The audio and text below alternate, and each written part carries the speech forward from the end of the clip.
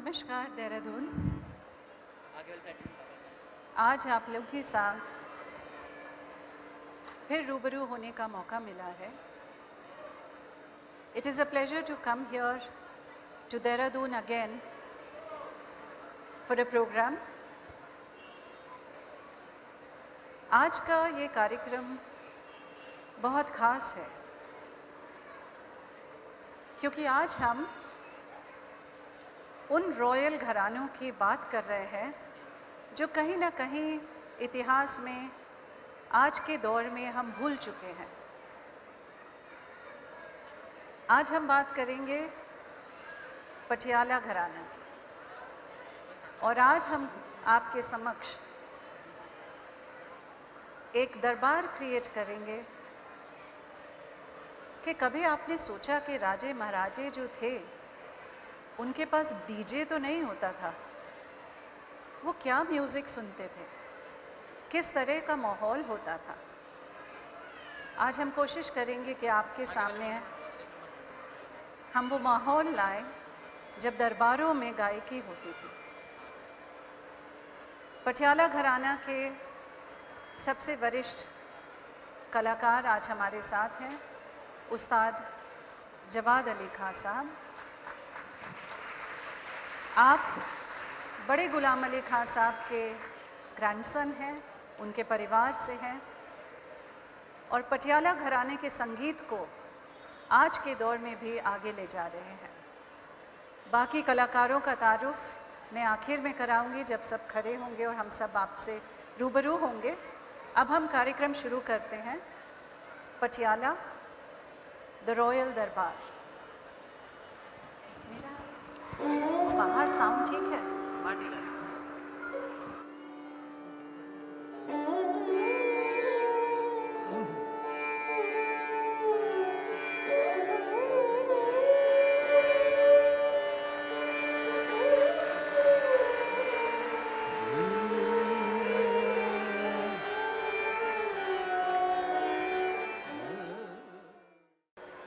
आज बात करेंगे पंजाब की। पंजाब गज़ब की ज़मीन है। पंजाब यानी अ कॉन्फ्लुएंस ऑफ रिवर्स। यहाँ की अपनी अलग कहानियाँ हैं। तो चलिए आज आपको पंजाब की एक ऐसी जगह ले चलते हैं जो दुनिया की सबसे सुरीली धरती है, यानी बुल्ले शाह और उस्ताद बड़े गुलाम अली खां साहब की ज़मीन कसूर। तुसा ऊंचे तो तेरी ज़ात ऊंची, तुसे ऊंचे शहर दे रहन वाले, असा कसूरी साड़ी ज़ात कसूरी, असा शहर कसूर दे रहन वाले। पंजाब का शहर कसूर, जहाँ की मशहूर है जूती तिल्लेदार। मैं पहन नहीं पाई क्योंकि मैं स्टेज पर हूँ, पर काली गुत पे परांदा, अचार, मिठाइयाँ और जी हाँ कसूरी मेथी। पर इन सब से ऊंचा नाम है वहाँ के संगीत का। कसूर पटियाला घराना। आज हम उस समय की बात करेंगे जब पटियाला में महाराज थे, महाराज भूपिंदर सिंह जी। बड़े संगीत के कदरदान थे और अपने दरबार के लिए फनकारों की खोज कर रहे थे। उस समय किसी ने उन्हें बताया कि उस्ताद अली बख्श जरनैल और उस्ताद फ़तेह अली खां करनैल साहब का जिक्र किया कि नवाब टोंक, जयपुर के पास है टोंक, कि नवाब टोंक के यहाँ एक गायक है जो गाते भी आला दर्जे के हैं और माशाल्लाह दिखते भी खूबसूरत है। उनकी मीटिंग करवाई गई। अब उस्ताद अली बख्श जरनैल साहब जो हैं वो पहले उन्होंने ग्वालियर के हद्दू हसू खां साहब से संगीत सीखा, फिर दिल्ली के तानरस खां साहब से, फिर रीवा के मुबारक अली खां साहब से, उसके बाद उन्होंने डागर वाणी के बाबा बहरम खां साहब से संगीत की शिक्षा ली। जब रगों में खून की जगह संगीत बह निकला तो अपने दोस्त फतेह अली खां साहब के साथ मिलकर पटियाला घराना बनाया। इनकी जोड़ी उस समय आलिया फत्तू जोड़ी कहा जाता था, यानी उस्ताद अली बख्श खां जर्नैल और उस्ताद फतेह अली खां कर्नैल। अच्छा, जर्नैल और कर्नैल का भी बड़ा मज़ेदार टाइटल है। जर्नैल यानी आर्मी जनरल के बराबर का, और कर्नैल यानी आर्मी में कर्नल के बराबर का दर्जा और रुतबा। और फिर आप तो जानते ही हैं पंजाब को, पंजाब तो अंग्रेज़ी को भी पंजाबी बना लेता है, तो इसलिए हो गए जर्नैल और कर्नैल। अली बख्श साहब ने महाराज के सामने कुछ शर्तें रखी कि हम नीचे नहीं बैठेंगे, यानी जब गाना गाया जाएगा तो मंच बनेगा, और ऐसे हम साधारणतः कुर्सी पर बैठेंगे, वही चूड़ीदार पहनेंगे जो महाराज पहनते हैं, और रियासत की पगड़ी पहनेंगे। ये सब तो हुआ और होना भी था, पर एक शर्त और थी कि हम सोने का कड़ा पहनेंगे, क्योंकि उस समय रियासत के गवैयों को सोने का कड़ा पहनने की इजाज़त नहीं थी। अब महाराज भूपिंदर सिंह तो ठहरे पारखी हीरे के। आपको शायद पता है ये वही महाराज हैं जिन्होंने पटियाला नेकलेस बनाया था, जिसकी कॉपी अभी आपके फेवरेट पंजाब के सिंगर ने पहनी थी। उन्होंने पेरिस के ज्वेलर्स से 149 आभूषणों का एक संग्रह तैयार करवाया था, जिसमें ये पटियाला नेकलेस था। इसमें कॉलर, बेल्ट, नेकलेस और बहुत से अन्य आभूषण थे जो इंडियन डिज़ाइन पर पेरिस में बने थे। 1928 आज़ादी से पहले कार्टियर ने बनाया था ये नेकलेस, पटियाला नेकलेस, जिसमें थोड़ा सा सांस थाम लीजिए, 2930 हीरे लगे थे, और इसमें उस समय दुनिया का सातवां सबसे बड़ा हीरा डी बियर्स का डायमंड भी लगा था। इसकी कीमत 710 या 810 करोड़ रुपए आंकी गई थी।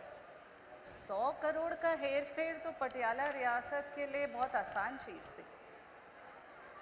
ये आज लगभग 2.5 अरब US डॉलर्स या 21,000 करोड़ रुपए के बराबर होगा। यार अब्बा, मुझे तो यही नहीं मालूम ज़ीरो कितने लगेंगे अभी इसमें।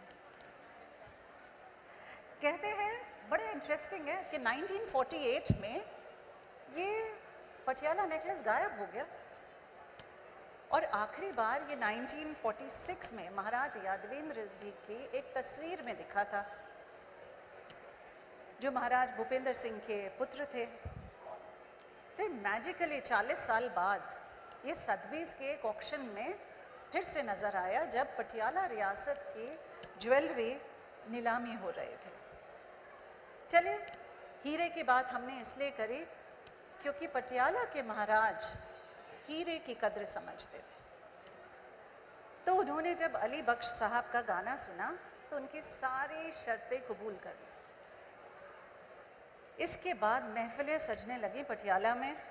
हर रोज़ तय होता था कि आज वीणा बजेगी, कि आज सितार के सुर सजेंगे, आज तबला बजेगा, कि आज पखावज। उस वक्त बड़े तगड़े पंजाबी होते थे। पखावज में क्या गूंज थी, सीधा दिल पे असर करती थी और लोग नाचने लगते थे। और आज संगीत के शौकीन जो हैं पटियाला फैमिली में, वो है राजा रणधीर सिंह जी, जिन्हें संगीत का बहुत शौक है और आपके देहरादून में रहना पसंद करते हैं। गायक भी महाराजा को खुश करने के लिए नए नए प्रयोग करते थे। नई नई मात्राओं का सृजन हुआ। 7 मात्रा की तिहाई देखिए, जैसे 9.5 मात्रा, 11.5 मात्रा, 13 मात्रा, पंचम सवारी और क्या क्या। अब असूल फाख्ता एक ऐसी खास ताल है जो 5 मात्रा की थी और ये पटियाला में बहुत मशहूर हुई। फाख्ता एक पंछी है जिसे हम अंग्रेज़ी में डव कहते हैं, पिजन का ही एक रूप है। उसकी खासियत ये है कि वो जब अपनी उड़ान भरता है तो सीधा उड़ते उड़ते अपना रुख बदल लेता है, कुछ वैसे ही जैसे आजकल के पॉलिटिशियंस। पर ये ताल बनी इस पंछी की इस उड़ान पे और बहुत मशहूर हुई पटियाला में। अब परिंदे को तो पकड़ा भी जा सकता है, पर जैसे मैंने कहा आजकल के सियासती लोगों को रब्बा ही जाने क्या होगा।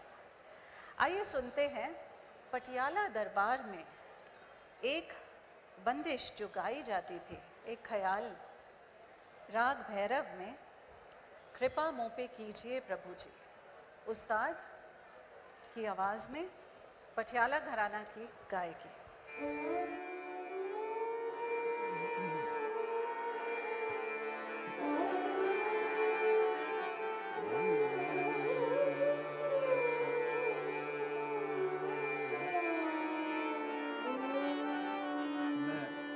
दो शब्द कहना चाहूँगा विरासत वालों का। मैं बहुत आभारी हूँ, बहुत शुक्रगुजार हूँ कि उन्होंने हमें आज फिर यहाँ बुलाया गाने के लिए।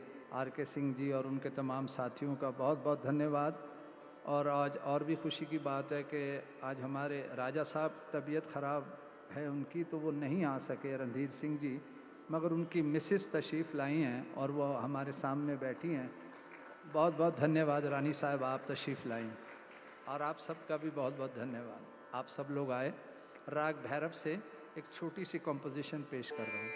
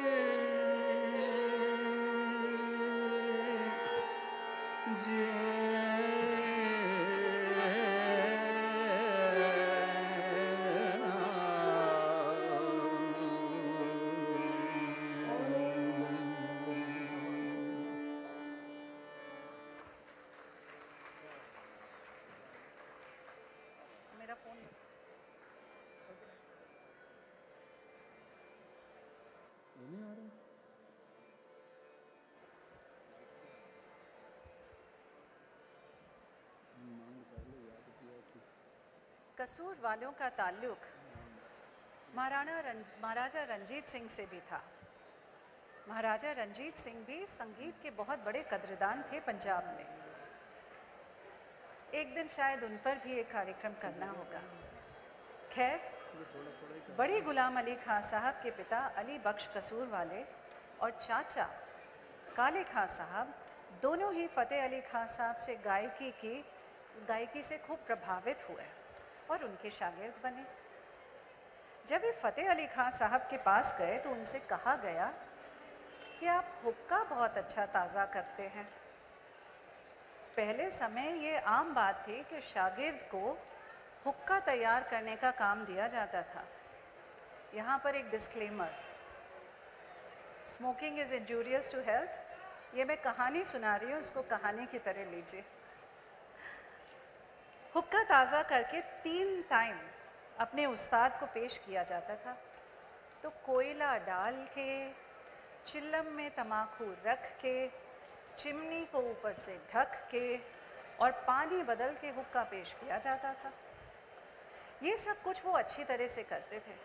उसके बाद उनको कहा गया कि अब तानपुरा लेके पीछे बैठ जाओ। अली बख्श जरनैल साहब ने उनसे सुर लगाने को कहा। उन्होंने अपने ख़ानदान की शैली को देखकर फ़तेह अली खां साहब से कुछ सीखा। तब ये कसूर घराने के कहलाते थे जब जम्मू महाराजा के पास थे, और फिर पटियाला आए तो पटियाला घराना बना। जम्मू महाराज ने इन्हें हवेली दे रखी थी। महाराज ने अली बख्श साहब को संगीत रत्न की उपाधि से नवाजा और काले खां साहब को तान सम्राट।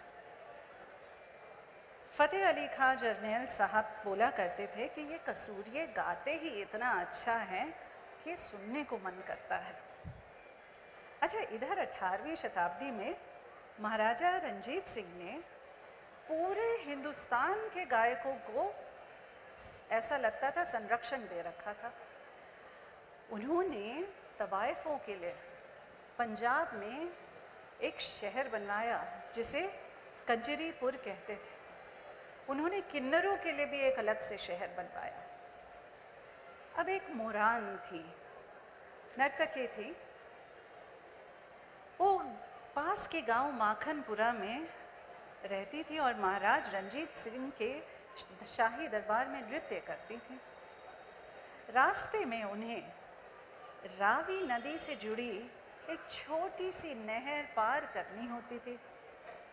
उस नहर को मुगल बादशाह शहनशाह ने शालीमार गार्डन की सिंचाई के लिए बनवाया था।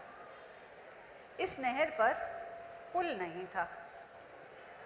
कहते हैं एक दिन नहर पार करते में मुरान की चांदी की चप्पलें खो गई जो उसे महाराज ने दी थी। सही सुना आपने, चांदी की चप्पलें। इस नुकसान से दुखी होकर उसने महाराज के दरबार में प्रदर्शन से मना कर दिया। जब यह घटना महाराज को पता चली तो उन्होंने तुरंत एक पुल बनाने का आदेश दिया। देखिए, उस ज़माने में टेंडर नहीं दिए जाते थे। महाराज ने कहा और पुल बन गया। उन दिनों पंजाब में नर्तकियों को कंजरी कहकर संबोधित करते थे। जैसे कि बुल्ले शाह ने कहा है, कंजरी बनिया मेरी इज्जत न घटदी, मैनू नच के यार रिझावण दे। इसलिए मुरान के लिए इस बनाए हुए पुल को पुल कंजरी कहा गया। ये आपको आज भी पंजाब में मिलेगा, जाके आप देख सकते हैं। अच्छा, उस समय राजे महाराजे सिर्फ तवाइफों की तो बात मानते थे, जो फर्शी सलाम करके और कुछ भी मनवा लेती थी। उनको अदब सिखाया जाता था कि किस तरह दरबार में पेश आना है। कई बार गाते हुए उन्हें इस बात का अगर अंदाज़ हो जाता था कि महाराज को ये पसंद नहीं आ रहा है, वो तुरंत राग बदल के दूसरी गायकी शुरू कर देती थी। अब अगर किसी तवाइफ को कुछ चाहिए या कुछ ज़रूरत पड़ गए तो दरबार में पेश नहीं होती। अब राजा महाराजा उनके गायन के इस तरह तलबगार थे कि फौरन पूछते, गुलाब जान कहाँ है या चांदनी कहाँ है, जो भी नाम हो। तब सेवक बताते कि महाराज उनके पाँव छिल गए हैं। वो नाज, वो नखरा। महाराज तुरंत हकीम को बुलाकर भेजते और उनके पैरों में जो सबसे बढ़िया मरहम होता वो लगवाते।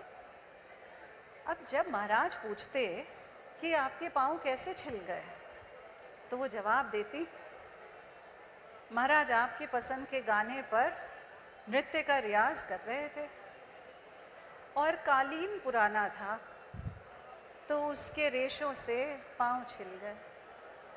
फिर क्या था, उनके घर के सारे कालीन बदलवा दिए जाते थे। बढ़िया से बढ़िया कालीन वहाँ लगते थे।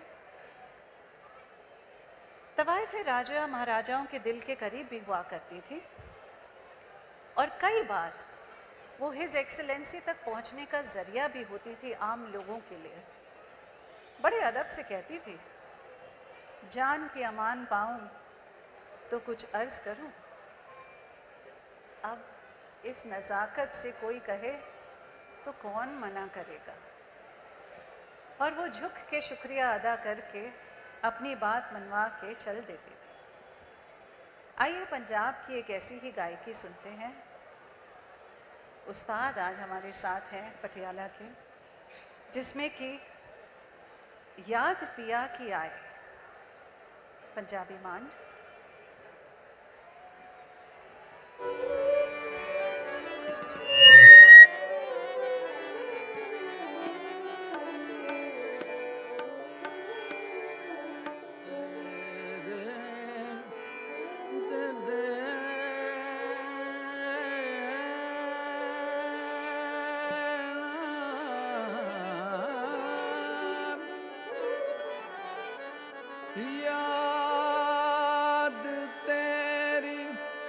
भुला सकूं कैसे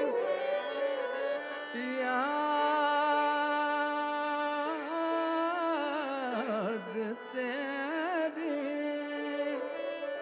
भुला सकूं कैसे ये ले दे के एक सहारा,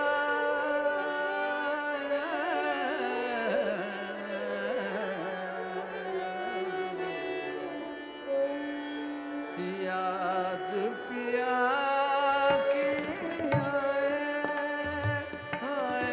राम, याद पिया की आए, ये दुख सहा न जाए, हाय राम याद पिया की आए,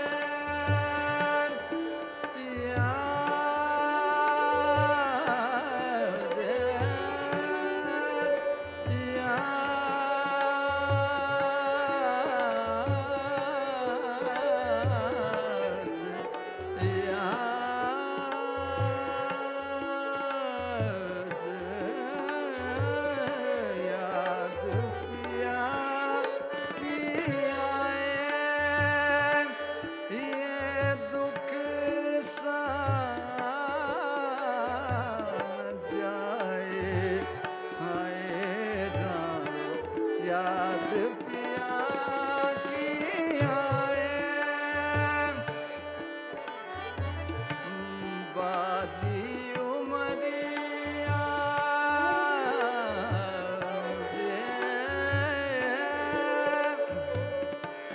बाली उमरिया सुने सजरिया रे, बाली उमरिया बाली उमरिया, बाली उमरिया सुन सजरिया, सुन सजरिया,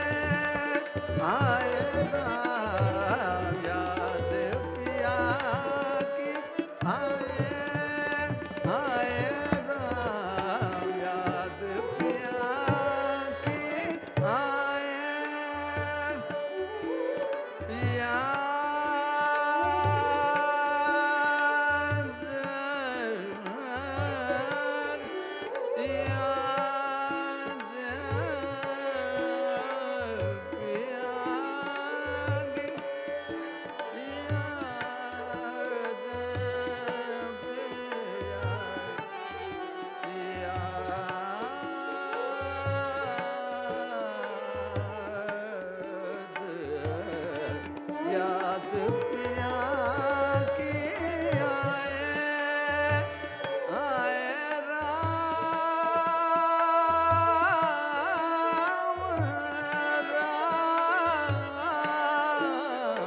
राम राम याद पिया की आए आए राम याद पिया की आए राम याद पिया की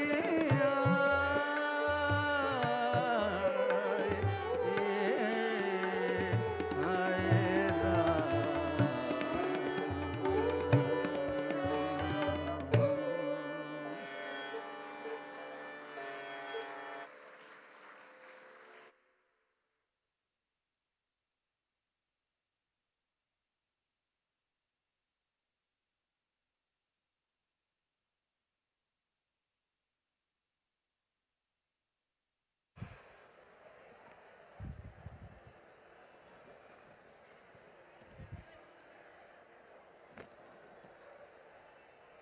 अब जम्मू के महाराजा हरी सिंह जी भी संगीत के शौकीन थे।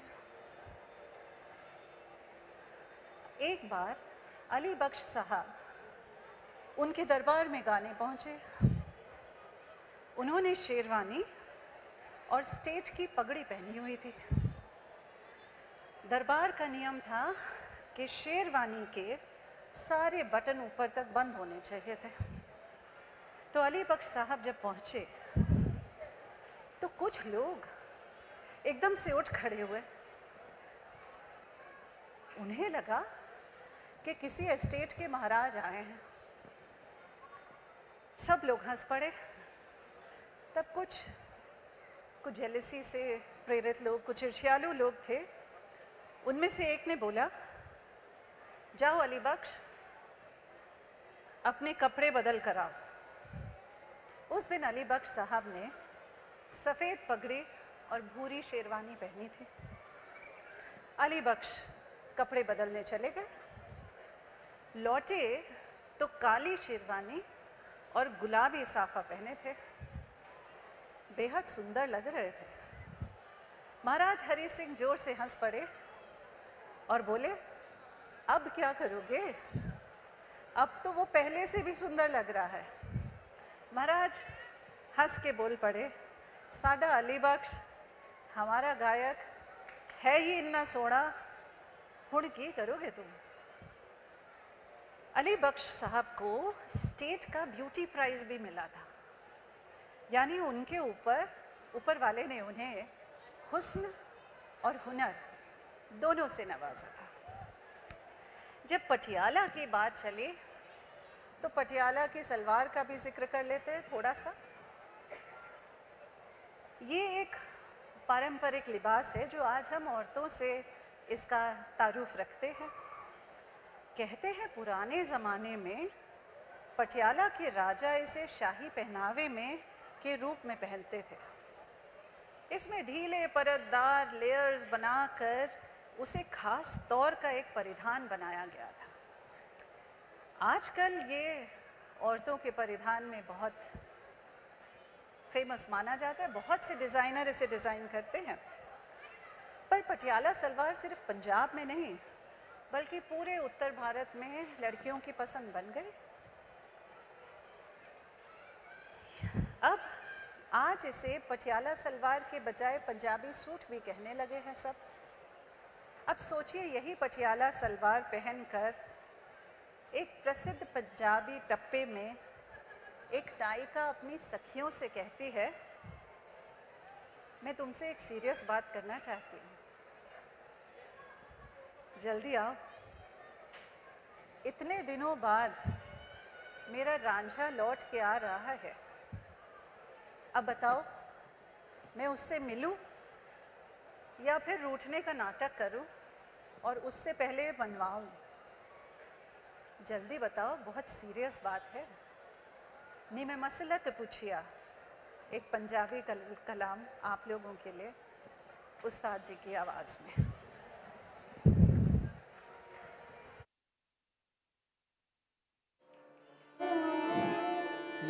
ख़ास बंदिश है पटियाले की, शैलजा जी आपके लिए भी।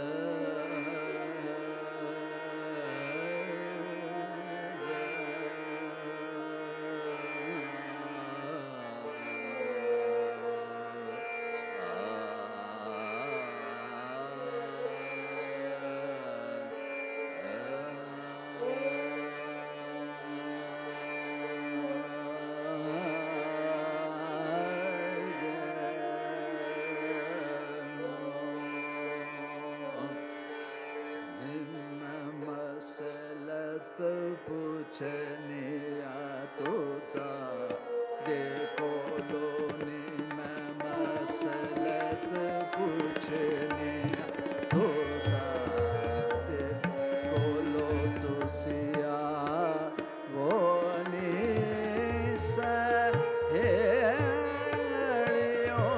नी मैं मसलत पूछनिया तो सा देखो लो तुसिया वो नी सहेलियों आवो नी सहेलियों नी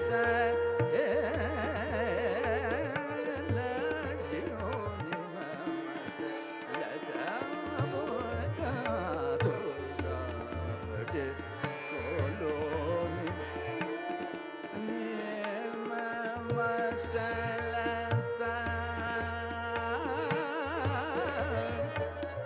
पूछनिया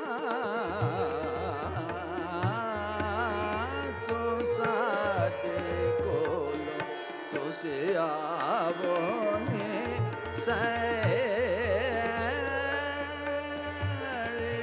नी मसलत पूछनिया तो साडे कोलो एने दिना पिछोरा जण मिले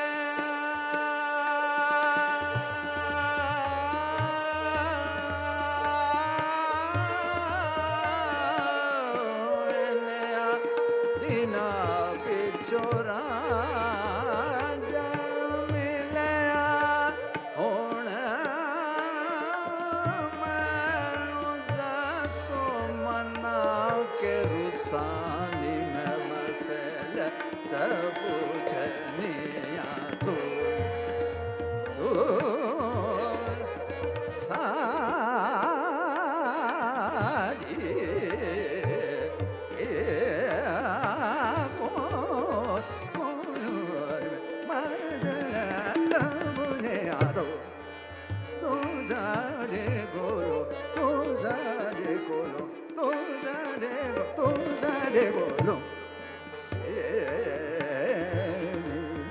मसलत पूछने गरे गामा दम गरे गामा दानी दा मसलत पूछने हम तो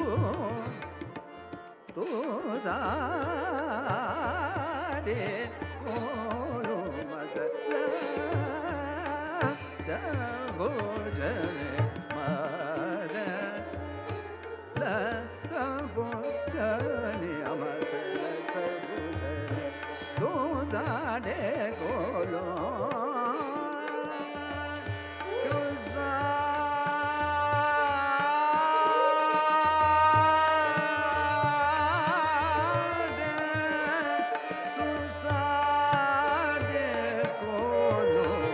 मसलत पूछने तो सारे बोलो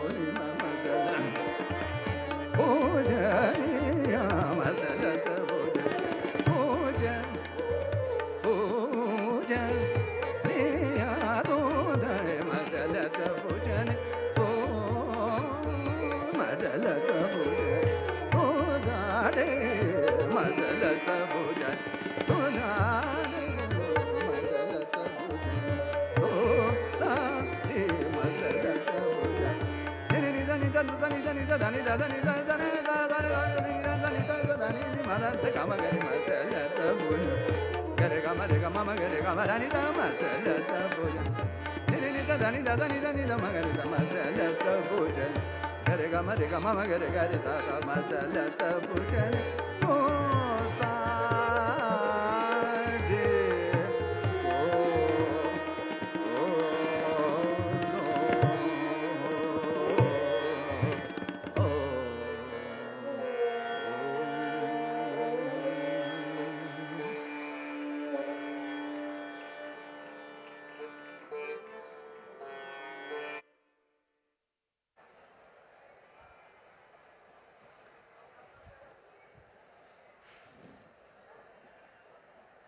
हर खूबसूरत चीज़ को नज़र लग ही जाती है कभी। बड़े गुलाम अली खां साहब जब सिर्फ 17 साल के थे तो उनके पिता यानी अली बख्श कसूर वाले उनको लकवा मार गया और चाचा काले खां साहब को जहर देकर मार डाला गया। उन दिनों आपसी द्वेष में और ईर्ष्या के चलते कई बार ऐसा होता था। एक संत ने उनसे कहा था कि काले खां, तुम ना तो अकेले सफ़र करना और ना किसी के हाथ से खाना लेना या पान खाना। वो पान के बड़े शौकीन थे पर बहुत एहतियात करते थे। कभी किसी शागिर्द से भी पान नहीं मंगवाते थे बल्कि खुद ही जाते थे लेने। एक बार वो किसी कॉन्फ्रेंस के लिए कलकत्ता से कानपुर गए। अब शौक था तो पान की तलब उठी सो पान लेने गए। वहाँ घर से दूर कानपुर में उन्हें पान के पत्ते में मसालों के साथ धतूरा मिलाकर दे दिया जहर।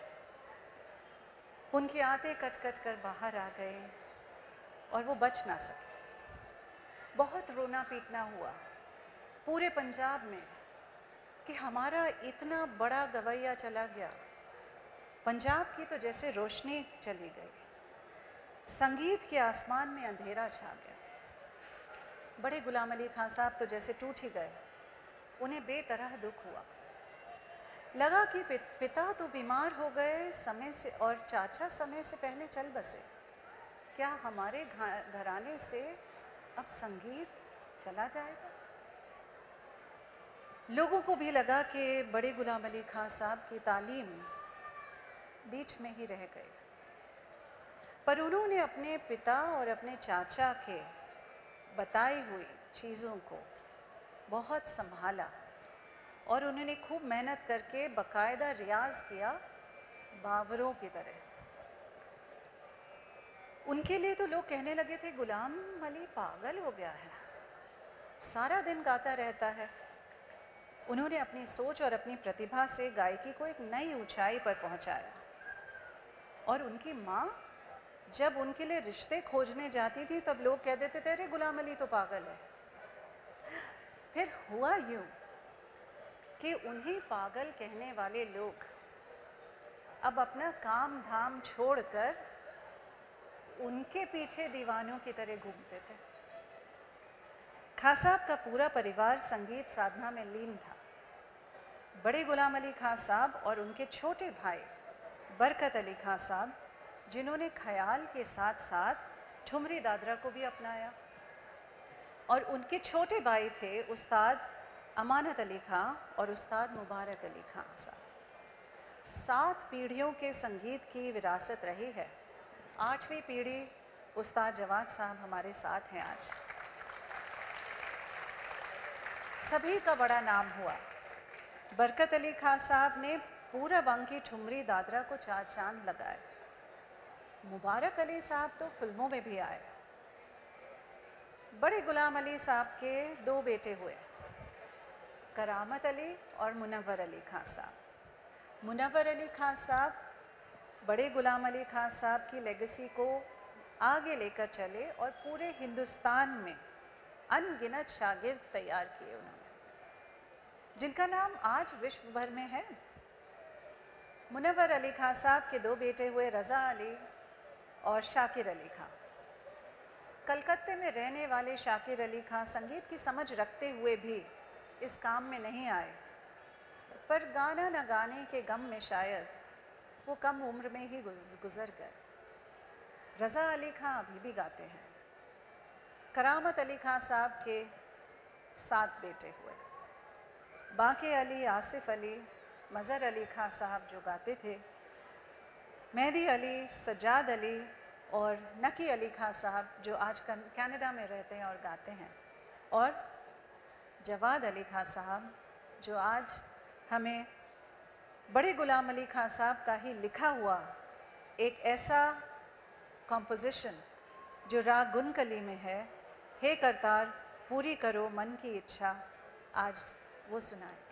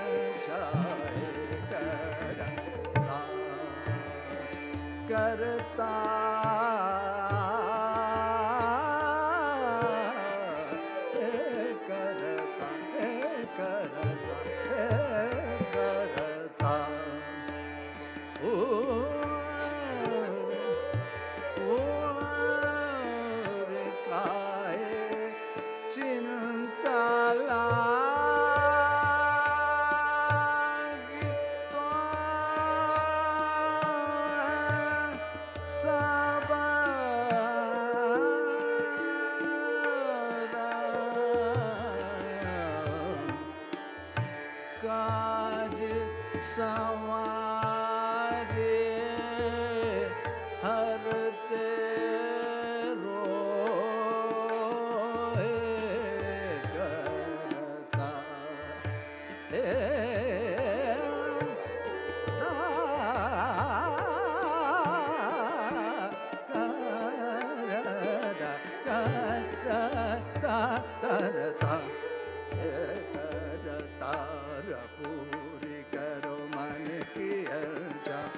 करते मम पद द पद मम पद मद म पद म रे गा गा रे मम पद रे रे रे मम मम प प प प न न न न न न प प प मम रे गा गा रा दा दा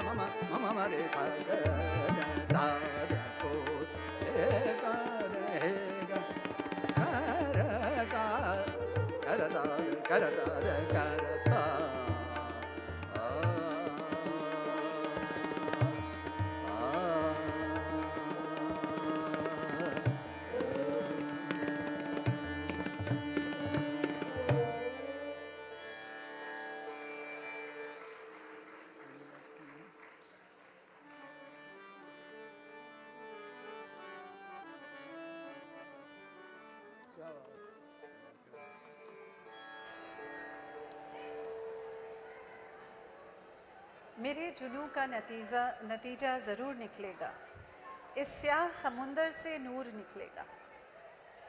ये शेर जैसे बड़े गुलाम अली खां साहब के लिए ही कहा गया हो। उनके पिता बीमार हुए जैसे मैंने आपसे कहा, और उनके ऊपर घर की सारी जिम्मेदारी आन पड़ी। उनके पिता ने उन्हें समझाया कि छोटे भाई बहनों की परवरिश करनी है, शादियां करनी हैं, तो जम्मू महाराज की नौकरी करते रहो, बंधी हुई तनख्वाह आती रहेगी और घर चलता रहेगा।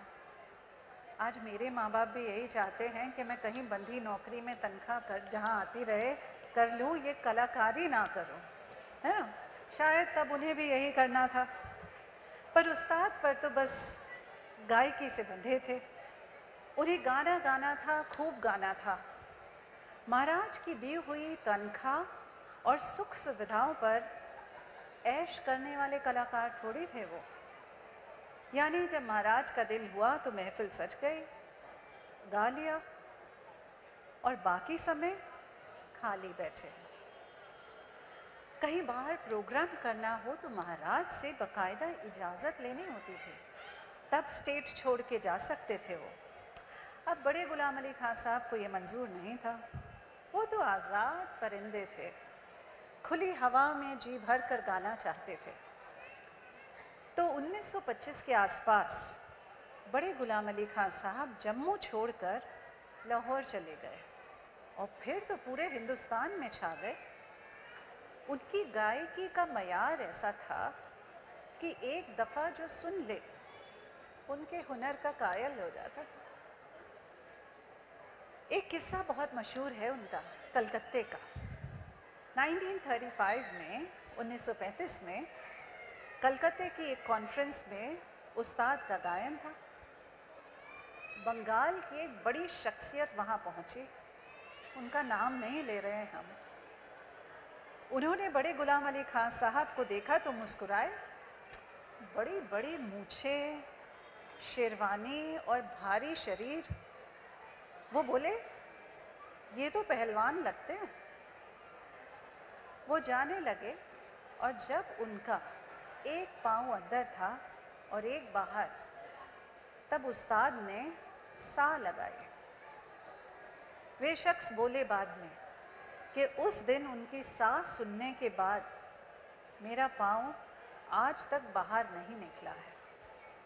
उस रोज़ उस्ताद ने केदारा गाया था और उस कॉन्फ्रेंस का नाम आज तक केदारा कॉन्फ्रेंस ही पड़ गया है। अब आगे मज़े की बात ये हुई कि वो जो रईस आज़म थे, अब वो उस्ताद के चारों ओर चक्कर काटने लगे, गुजारिश करने लगे कि हमें 4-5 कॉन्सर्ट और कराने हैं। पर उस्ताद तो मनमौजी ठहरे। उन्होंने कहा अब हम नहीं ठहर सकते, हमको वापस जाना है। उनसे बहुत मिन्नतें करी, फिर उनसे जाने की ज़िद का कारण जब पूछा तो बड़े गुलाम अली खां साहब ने कहा हमारा घी ख़त्म हो गया है। बड़े गुलाम अली खां साहब को ये लगता था कि वो कोई और घी खाएंगे तो उनका गला ख़राब हो जाएगा और वो गा नहीं सकेंगे। उस रईस आज़म ने बड़े गुलाम अली खां साहब से फिर मिन्नतें करी, गुजारिश करी। फिर आखिर उन्होंने उस्ताद के एक शागिर्द के साथ अपने एक आदमी को कलकत्ते से लाहौर भेजा। वहाँ उनकी दुकान से घी खरीदा गया और फिर कलकत्ते लाया गया। और फिर बड़े गुलाम अली खां साहब वहाँ 20 दिन कलकत्ता में रहे और सारा शहर सुभान अल्लाह करते हुए उनके आगे पीछे घूम रहा था। आइए केदारा में जो राग बड़े गुलाम अली खां साहब ने उस दिन गाया था, उसी में एक बंदिश सुनते हैं। ए नवेली नार बंठन निकसी अपने मंदर को पिया के मन भाए।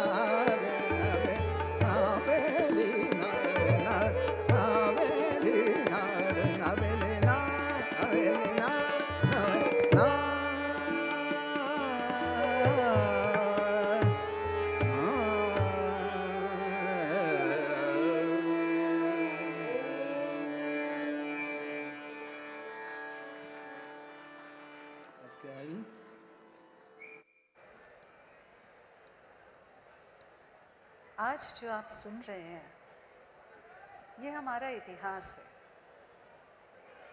ये हमारी, आपके फेस्टिवल का नाम जो है ये हमारी विरासत है। हमें ही इसी को बचा के रखना है। मडोना या शकीरा को आके इसे नहीं बचाना है, आप और मुझको ये बचा के रखना है। ये एक कोशिश है और ये संगीत जो है ये कायनात जब तक रहेगी तब तक ये संगीत रहेगा। पटियाला की बात करते हैं वापस। कहते हैं हर रियासत की अपनी एक दास्तान होती है। पटियाला की दास्तान की शुरुआत आला सिंह जी से हुई थी 1761 में और उन्होंने इस रियासत की नींव रखी थी।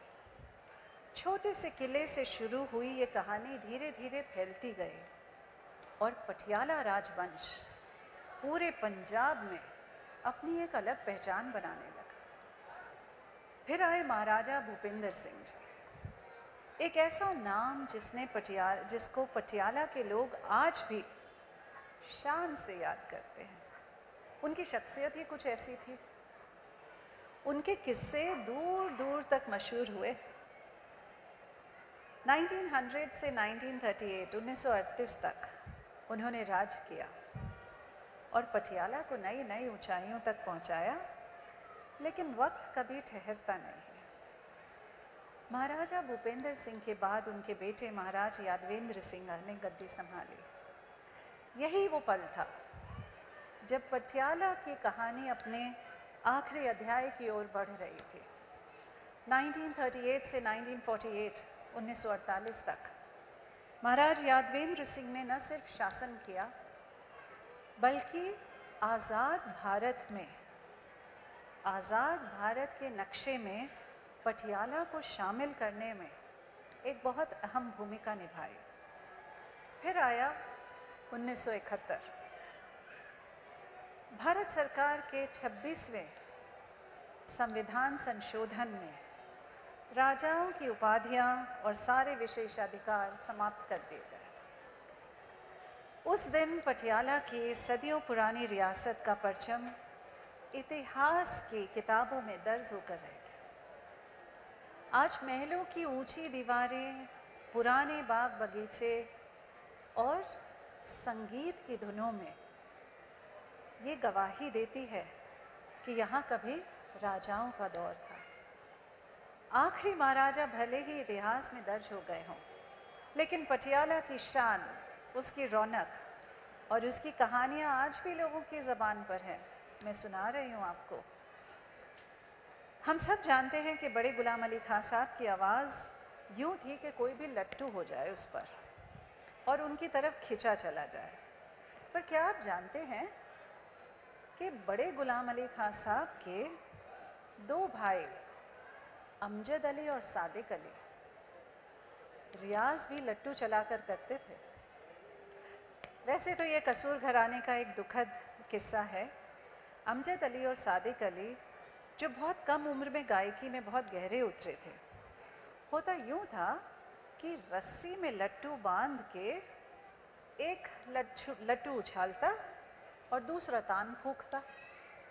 तान लगाना बड़ा मुश्किल काम होता है, पर उस्ताद 10-12 की उम्र में ऐसी सरगम छेड़ते कि सुनने वाले तालियां बजाने लगते। अच्छा, उनकी माँ उन्हें किसी के सामने गाने नहीं देती थी कि नज़र लग जाएगी। एक बार कोई उनके दरवाजे आया और पूछने लगा, बाबा अली बख्श यहीं रहते हैं? हमने 2 बच्चों की बहुत तारीफ सुनी है। माँ कुछ कहती उससे पहले ही बच्चे लपक के आगे गए और बोले, हम दोनों हैं। उस आदमी ने गाना सुनाने को कहा तो बच्चे माँ के मना करने के बाद भी नहीं माने। एक ने लट्टू फेंका और एक ने सरगम गाया, फिर दूसरे ने लट्टू फेंका और एक ने तान फूकी। वो आदमी हैरान रह गया और फिर बोला, इस उम्र में जो ऐसा गाते हैं वो ज़्यादा दिन जीते नहीं हैं। कुछ दिनों बाद अमजद और सादिक को बुखार चढ़ा और दोनों एक साथ इस दुनिया से चले गए। कलाकारों को ऐसे नज़र लग जाया करती है लोगों की। जाग पड़ी मैं तो पिया के जगाए, बहुत पुरानी बंदिश है जो बड़े गुलाम अली खां साहब के बहुत पॉपुलर भी हुई और आज तक उनकी याद में गाई जाती है।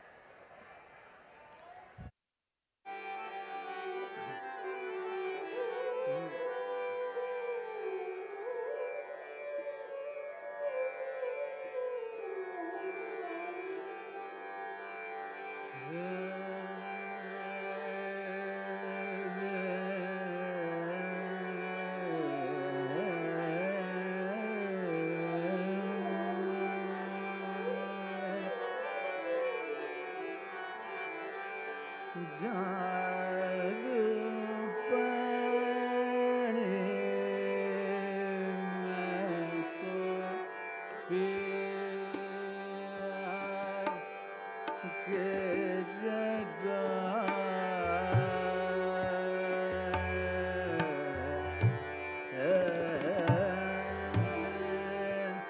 पिया के जगाए जाग पड़े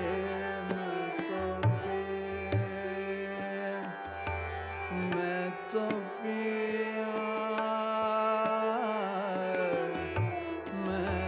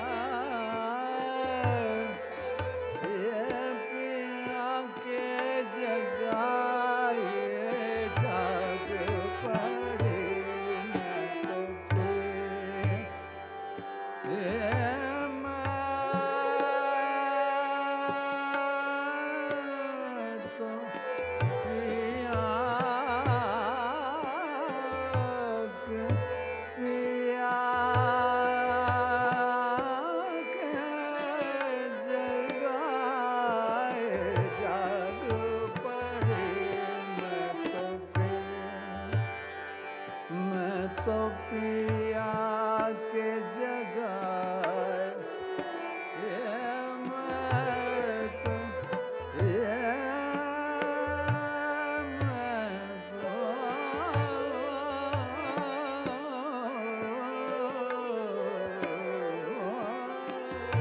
जाग पड़ी मैं तो पिया के जगाए नैना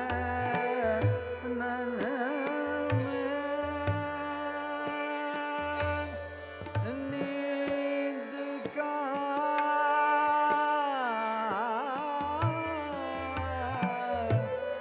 इन नैनों में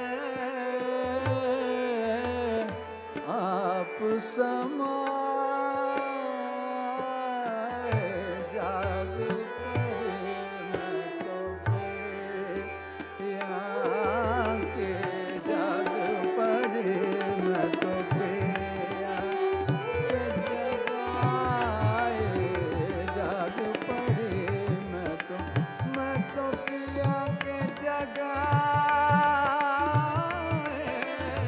मैं तो पिया के जगाए जाग पड़े मैं पिया के जगाए जाग पड़े मैं तो पिया के जगाए जाग पड़े मैं तो पिया के जगाए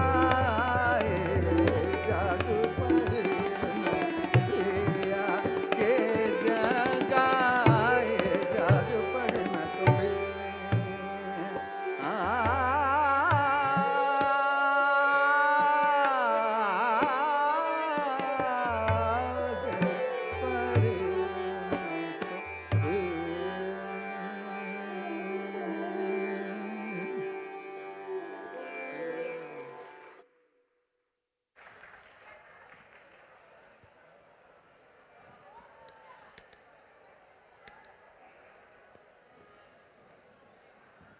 अब हम धीरे धीरे कहानी के अंत की तरफ बढ़ रहे हैं। मेरी इतनी कहानियों में शायद जो अब मैं सुनाने जा रही हूँ वो आपको ज़्यादा इंटरेस्ट करेगी। पटियाला पेग का नाम तो आपने ज़रूर सुना होगा। अब इसका असली जन्म कहाँ और कैसे हुआ, इस पर तो आज तक बहस चल रही है, और ख़ास तौर पर पटियाला पेग लगाने के बाद। अब यहाँ पर डिस्क्लेमर दे दूँ, alcohol is injurious for health. कहानी सुना रही हूँ, कहानी की तरह लीजिए इसको। अब पर सबको ये ज़रूर मालूम है कि बड़ा सा पेग पटियाला के महाराजा की आदत से मशहूर हुआ। तो सवाल ये उठता है कि पटियाला पेग नाम दिया किसने। इस पर कई कहानियाँ हैं, लेकिन हर रास्ता आखिर जाता महाराज भूपिंदर सिंह की तरफ है। वही भूपिंदर सिंह जिन्होंने बहुत कम उम्र में गद्दी संभाली और फिर अपने शाही ठाठ, नफासत और कुछ अजब गजब शौक़ों के लिए मशहूर हुए। पर एक बात तो बहुत मशहूर है, कहते हैं जब पटियाला में किसी को मैं दी जाती है तो गिलास छोटा मोटा नहीं होता, सीधे बड़ा सा पैक थमा दिया जाता है, कुछ वैसे ही जैसे लस्सी का गिलास है पंजाब का। अब चलिए, जब हम नशे की बात कर रहे हैं तो हम संगीत के नशे की भी बात करते हैं। बात करते हैं मुग़ल आज़म की और उसमें गाई एक ठुमरी की। जब मुग़ल आज़म बन रही थी तब के आसिफ साहब ने नौशाद साहब से फरमाने लगे कि तानसेन का गाना किससे गवाइएगा। तो नौशाद साहब बोले, जो इस ज़माने के तानसेन हैं वही गाएं तो बेहतर है। कौन है वो? के आसिफ साहब ने सिगरेट का कश लगाते हुए और चुटकी बजाकर राख झाड़ते हुए पूछा था, फिर से disclaimer, smoking is injurious to health, कहानी की तरह सुन लीजिए। नौशाद साहब बोले, बड़े गुलाम अली खान साहब हैं आज के तानसेन, पर वो फिल्मों में नहीं गाते। के आसिफ साहब बोले, आप वक्त लीजिए, हम मिलने चलेंगे। तो वो उस्ताद से मिलने गए तो उन्हें बताया कि एक फ़िल्म बन रही है मुग़ल आज़म। ये ऐसी फ़िल्म है जो दोबारा नहीं बनेगी। ये बात तो सही है क्योंकि ऐसी फ़िल्म दोबारा बनी ही नहीं। और इसमें एक गाना है जो तानसेन गा रहे हैं, तो हम आपकी आवाज़ इस्तेमाल करना चाहते हैं, यानी आपसे गवाना चाहते हैं, अगर आप मेहरबानी फरमाएं तो। बड़े गुलाम अली खान साहब बोले, देखिए जनाब, मैं फ़िल्मों में नहीं गाता, कोई जलसा हो, संगीत सम्मेलन हो तो चलिए, मैं ज़रूर गाऊंगा। के आसिफ साहब ने अपना सिगरेट का कश लिया, चुटकी बजाकर राख झटकी और बोले, खां साहब गाना आप ही गाएंगे। खां साहब झुंझला गए। उन्होंने के आसिफ साहब की तरफ देखा, फिर नौशाद जी को देखा और पूछा, कौन साहब है ये, किसे ले आए आप अपने साथ? नौशाद बोले, ये फिल्म के प्रोड्यूसर और डायरेक्टर हैं। तो खां साहब बोले, अरे जो भी हो, जब मैं कह रहा हूँ मैं नहीं गाऊंगा तो ये ज़बरदस्ती कह रहे हैं कि आप ही गाएंगे। के आसिफ साहब ने फिर अपना सिगरेट का कश लिया और बोले, गाना आप ही गाएंगे, कीमत आपकी, उस पर दोबारा दूसरा लफ्ज़ नहीं कहूँगा। खां साहब परेशान होकर नौशाद साहब को बालकनी में ले गए और बोले, मैं कुछ ऐसी बात कर दूं कि ये भाग जाए? नौशाद बोले, हुजूर मेरा ही नुकसान होगा। खां साहब ने कहा, आपका नुकसान कैसे? तो नौशाद बोले कि आपके गाने से जो मुझे इज़्ज़त मिलेगी उससे महरूम रह जाऊंगा, पर क्या कहेंगे आप? तो खां साहब बोले, कीमत इतनी मांगूंगा कि भाग जाएंगे। फिर उन्होंने 25,000 रुपये मांगे। उस ज़माने में बड़े से बड़ा सिंगर 500 रुपये या 1000 रुपये से ज़्यादा नहीं लेता था। उस ज़माने के 25,000 अगर आज का हिसाब लगाया जाए तो लगभग 1 करोड़ से ऊपर है। नौशाद हैरान रह गए, पर के आसिफ साहब बोले, बस खां साहब, आप तो अनमोल हैं। उन्होंने उसी समय 10,000 रुपये एडवांस खां साहब को पकड़ा दिए। खां साहब भी समझ गए कि ये बड़ा कद्रदान है। इस तरह उन्होंने फिल्म में एक ही गाना गाया अपने पूरे जीवन काल में, प्रेम जुगन बन के सुंदर पिया की ओर चली। अच्छा, एक और गज़ब बात है कि उन्होंने फिल्म देखकर गाना गाया, यानी एडिटिंग के बाद। डायरेक्टर कहते थे कि ये गाना बहुत भारी हो गया है, जैसे आजकल लोग कहते हैं classical music is very heavy, we don't understand. तो उसी तरह से फिर गुलाम अली खान साहब जब स्टूडियो गए और उन्होंने कहा कि मैं सीन देख कर गाऊंगा। जब उन्होंने वहाँ मधुबाला को देखा तो बोले, तू यहाँ क्या कर रही है रात में 2 बजे? तो मधुबाला ने हंस के जवाब दिया, मैं ही इस फिल्म में हूँ।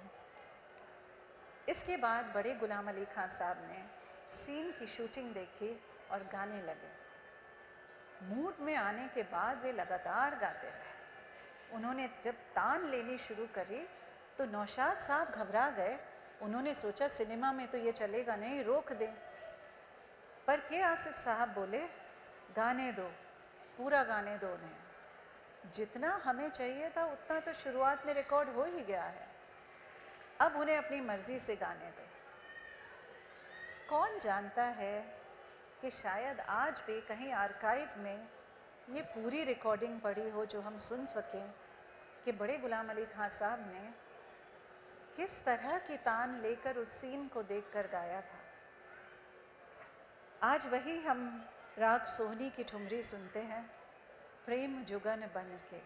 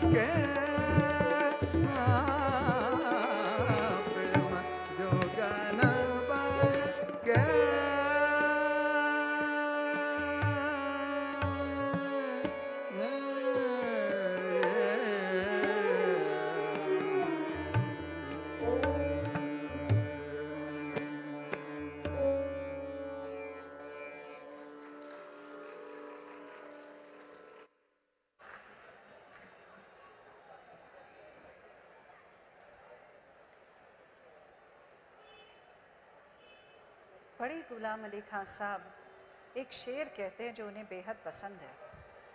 ए दोस्त मोहब्बत है वो नाजुक सी हकीकत, ए दोस्त मोहब्बत है वो नाजुक सी हकीकत, महसूस जिसे करते हैं समझा नहीं करते, महसूस जिसे करते हैं समझा नहीं करते। यहाँ मोहब्बत से मुराद सुर है। सुर की हकीकत भी यही है। सच्चे सुर के लगने से क्या होता है, फ़कत महसूस ही किया जा सकता है। बड़े गुलाम अली खान साहब ने अपनी शास्त्रीय गायकी में स्वर मंडल यानी हार्प का इस्तेमाल शुरू किया। बड़े गुलाम अली खान साहब की ठुमरी भी बहुत मशहूर हुई। ठुमरी एक नाजुक सी भावना है और ऐसे पहलवान काठी और बड़ी बड़ी मूंछों वाले शख्स जिस नाजुकता से, कोमल भावना से बयान करते थे कि लोगों के दिलों से आह निकल जाती थी। खान साहब की आवाज़ में जो कशिश है वो कुदरत की देन है। सुरीलापन उन्हें खुदा ने बख्शा, लेकिन उसे अपने रियाज से उन्होंने बिल्कुल पुख्ता किया। खान साहब ख्याल के उस्ताद तो थे ही, पर उनकी ठुमरी भी निराली थी। ठुमरी में बहुत इम्प्रोवाइज़ करना होता है। खान साहब कहते थे कि ठुमरी जज्बाती लोग ही गा सकते हैं। उनकी पूरब अंग की ठुमरी तोरी तिरछी नज़रिया के बाण, कोई सुन भर ले तो घायल हो जाए। बड़े गुलाम अली खान साहब ने सबरंग ना उपनाम रखा और संगीत के सभी रंगों को गाया। ख्याल, गीत, गज़ल, ठुमरी, भजन सब गाए। बहुत से गायक जैसे मशहूर गौहर जान और बेगम अख्तर भी इसी घराने से सीखी थी। बरकत अली खान साहब, बड़े गुलाम अली खान साहब और काले खान साहब से। उस्ताद की गायकी का गायकी के लिए लोगों की दीवानगी का ऐसा आलम था कि जब वो गाते थे तो क्या मर्द क्या औरतें, सारी कायनात झूमने लगती थी। एक छोटा सा किस्सा सुनाती हूँ आपको। एक बार उन्हें अफ़गानिस्तान के शाह ने गाने के लिए बुलाया। शाम के 4 बजे के करीब उस्ताद ने गाना शुरू किया। शाह की फरमाइश थी कि राग भीम पलासी सुनाएं, तो उस्ताद गाने लगे।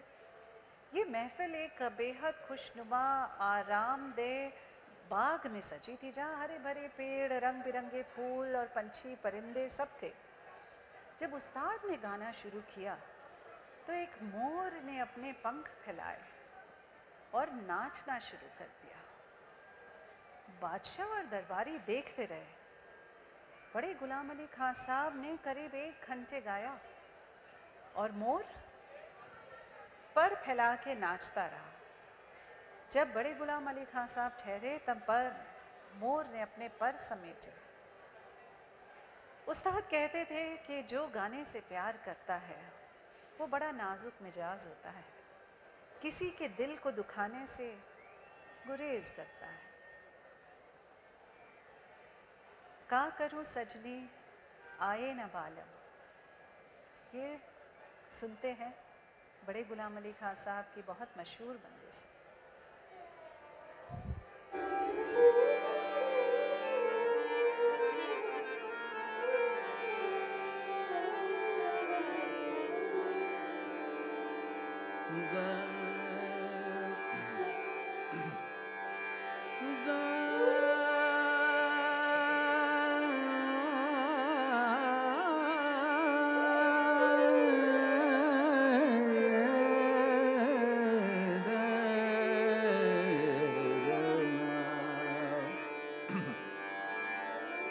वादा किया था ख्वाब में, वादा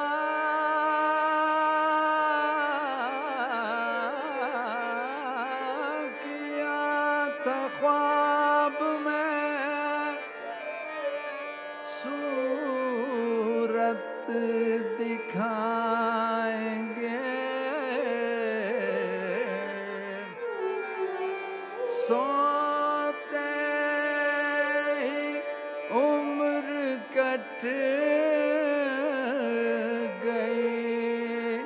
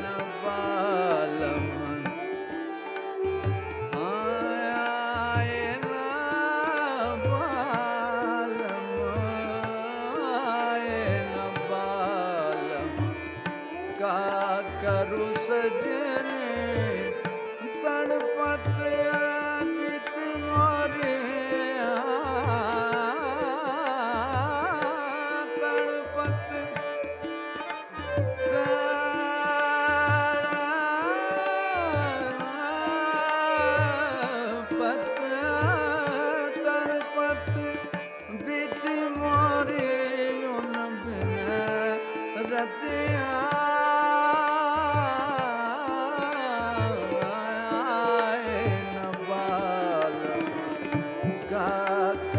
सजने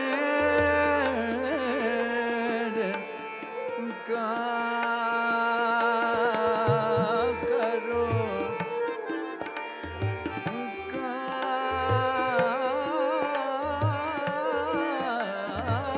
करो का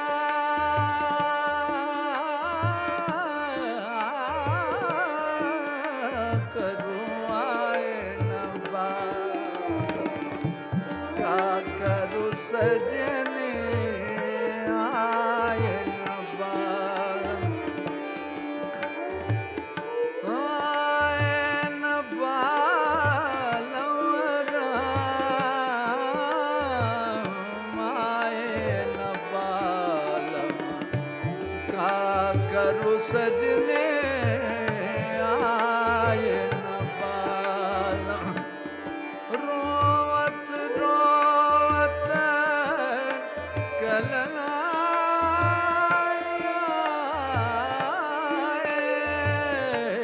रोवत रोवत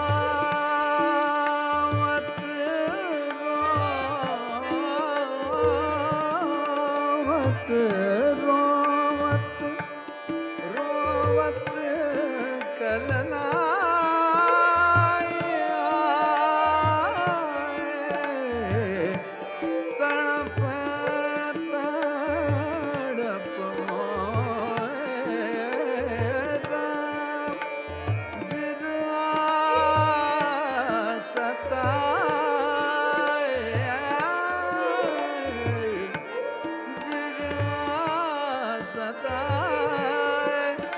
याद आते जब उनके बतिया आर नवाल का करूं सजने आर नवाल आर नवाल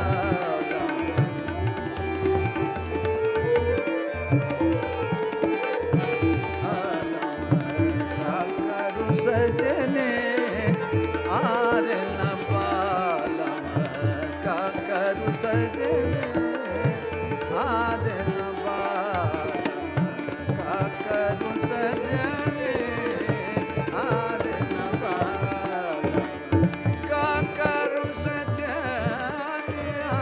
का करू सजने आर नबालम का करू सजने आर नबालम का करू सजने आर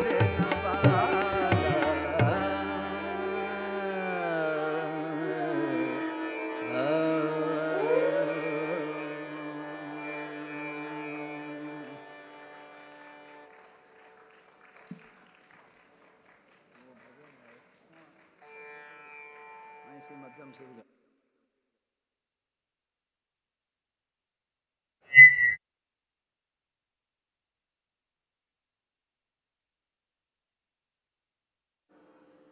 माइक दे दीजिए। अब आज के शाम की एक आखिरी किस्सा, ये कहानी है बड़े गुलाम अली खां साहब की,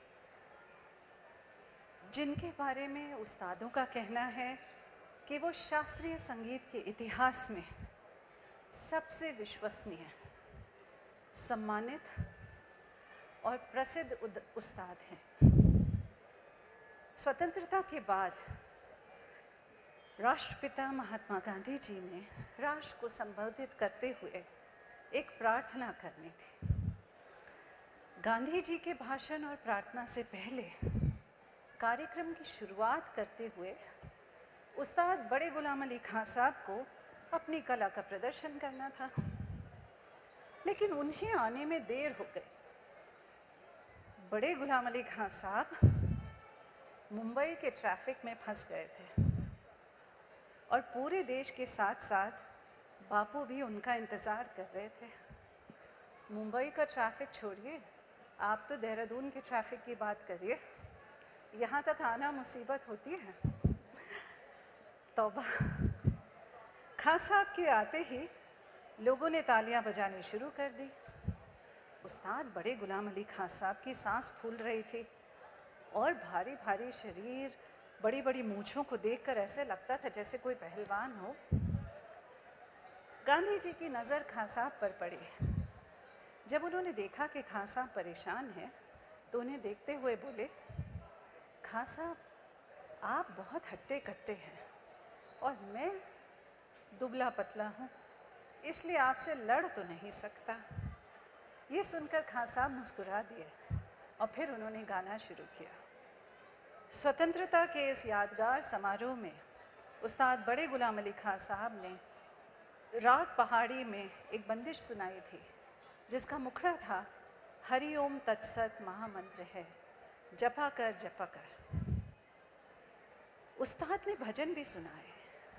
उसके बाद ज़ोरदार तालियों की गड़गड़ाहट गूंजी और बड़े गुलाम अली खान साहब बहुत देर तक गाते रहे।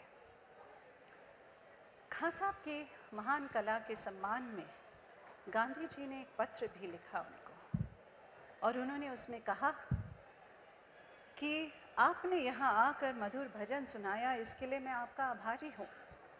मैं संगीत के बारे में ज़्यादा कुछ नहीं जानता, मैंने उस्तादों का गाना बहुत कम सुना है, इसलिए शायद कम समझता हूँ, लेकिन जिस गीत में ईश्वर का नाम आता है वो मुझे बहुत भाता है। आपका मोहनदास करमचंद गांधी। आज इसी बात को याद करके कि कैसे पटियाला घराने के सबसे बड़े उस्ताद बड़े गुलाम अली खान साहब भजन गाते थे जो लोगों को बहुत पसंद आता था, आज हम इसको भजन से खत्म करेंगे। पग घुंघरू बांध मीरा नाची रे।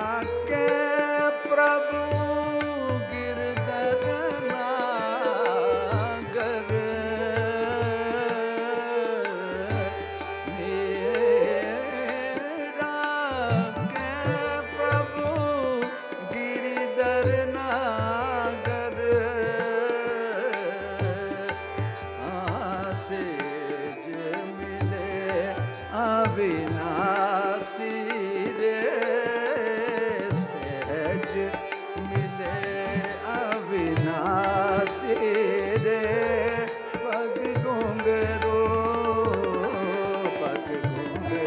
बांध मेरा नाची रे पग घुंघरू बांध मेरा नाची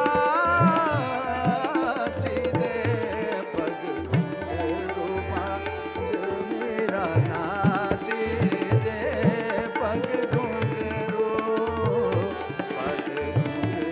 बांध मेरा नाची रे पग बांध मेरा नाच रे पग घुंघरू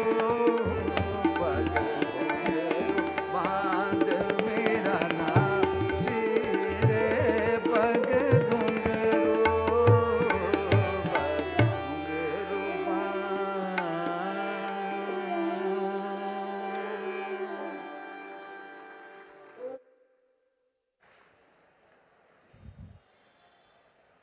This was a tribute to Bade Ghulam Ali Khan Sahab and Patiala Gharana. बड़े गुलाम अली खां साहब ने एक बहुत खूबसूरत बात कही थी जो मैं आज आखिर में कहकर और इस पर छोड़ना चाहती हूँ कि अगर घर में हर बच्चे को शास्त्रीय संगीत सिखाया गया होता तो भारत का विभाजन कभी नहीं हुआ होता. If one child in every home had been taught classical music, India would never have been partitioned. बड़े गुलाम अली खां साहब जैसी हस्ती को हम लोगों ने आज के दौर में भुला दिया है. मुझे आप लोग बताइए कि क्या कोई भी इंस्टीट्यूट है बड़े गुलाम अली खां साहब के नाम पर? कोई ऑडिटोरियम है? पंजाब में कोई सड़क है? कुछ नहीं है. जो आदमी हमको इतनी बड़ी विरासत देकर गया जो हम आज तक गा रहे हैं और हम उसे अपना खजाना मानते हैं, उस शख्सियत को हमने भुला दिया. ये हमारी कमी है.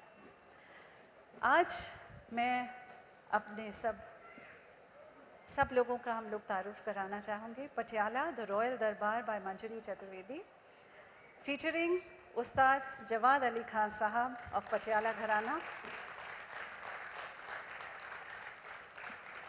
Concept and direction Manjari Chaturvedi. Music Jawad Ali Khan Sahab का. 8th unbroken lineage of Patiala घराना. म्यूजिशियंस हमारे साथ में थे. तबले पर श्री अमजद अली जी. अमजद जी आगे आ जाइए, आगे आ जाइए, एक तस्वीर अच्छी सी बन जाएगी. सारंगी पे थे कमाल खान साहब. हारमोनियम पे पंडित धर्मनाथ मिश्रा जी. तानपुरे पर दीपक वर्मा जी. और परकशन पर थे आप ही के अपने देहरादून के शुभम. स्क्रिप्ट अनुलता नायर जी की थी जो भोपाल में रहती हैं.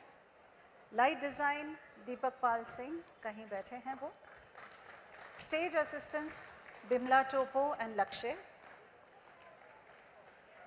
Dance and story telling Manjari Chaturvedi.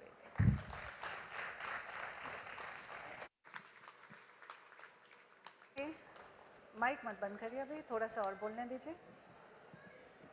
आप लोगों से एक बात शेयर करना चाहूँगी कि पटियाला घराना के और पटियाला दरबार के जब संगीत की शुरुआत हुई तो वो एक शख्सियत से बातचीत करके हुई, राजा रणधीर सिंह जी. आज इत्तेफाक है कि वो यहाँ पर हमारे साथ नहीं हैं और वो दिल्ली में हैं, पर ये कार्यक्रम उनसे बातचीत के दौरान कहना चाहिए बनना शुरू हो गया था.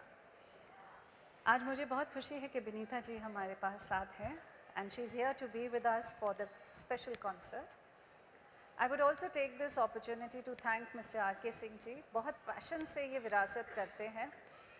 Mr. अव्वल जिनको हम परेशान करते रहते हैं, I don't know where he is just now. And the whole Virasat team. Trust me, there are very few festivals in India which are left, which are like Virasat, where anybody can walk in and get an experience of classical music and dance. ये जगह बहुत कम हो गई हैं, इनको please बचाए रखिए। चाहे जो करना पड़े, आप लोगों को सपोर्ट करना पड़े, पर उसको फ्री में लोगों को अवेलेबल होने दीजिए। Let these spaces be alive for dance and music, classical dance and music. I'm not talking about Bollywood here. So thank you Virasat team for creating this stage. Thank you. उस्ताद जवाद अली खान साहब।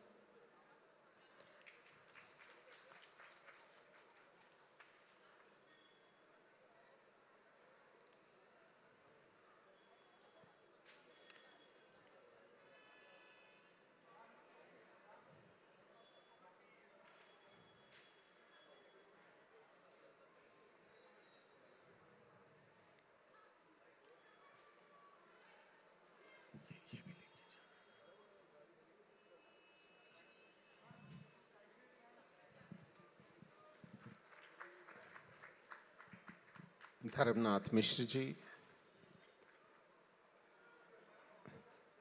जो harmonium पर थे,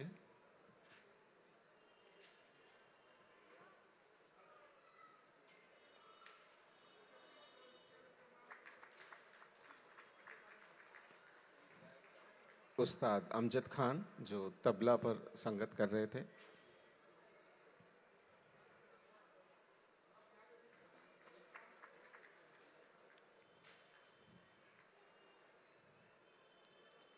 सारंगी पर उस्ताद कमाल Ahmad,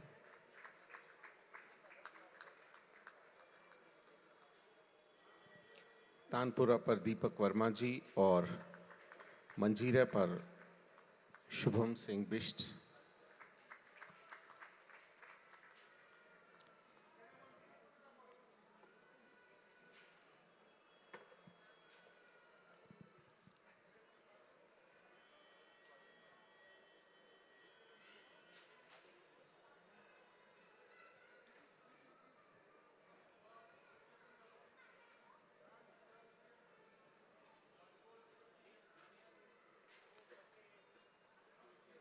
reach की ओर से हम रानी विनीता सिंह जी को भी सम्मानित करना चाहते हैं, और जो हमारे बीच हैं राजा Randhir Singh ji, chief patron of विरासत फेस्टिवल। आपके प्रयासों से, आपके सहयोग से, आपकी सोच से विरासत फेस्टिवल हो रहा है हर साल। 30वां विरासत उत्सव देहरादून में चल रहा है, और ये संभव नहीं हो पाता अगर राजा रणधीर सिंह जी का हमें सहयोग नहीं मिलता।